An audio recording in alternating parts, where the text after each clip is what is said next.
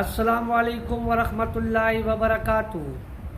سابقہ وزیر اعظم چیئرمین تحریک انصاف عمران خان کی ایک اور آڈیو منظر عام پر آ گئی، جس میں وہ ممبران قومی اسمبلی کو خریدنے کی باتیں کر رہے ہیں۔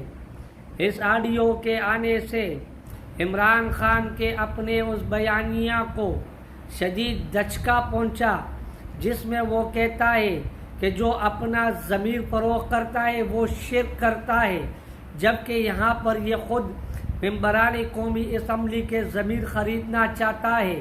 اس آڈیو میں واضح الفاظ میں ممبران قومی اسمبلی کو خریدنے کی باتیں کی جا رہی ہے، تو آپ یہ آڈیو خود اپنی کانوں سے سن لیں۔ It is over. Because اب سے دیکھیے 48 hours is a long time.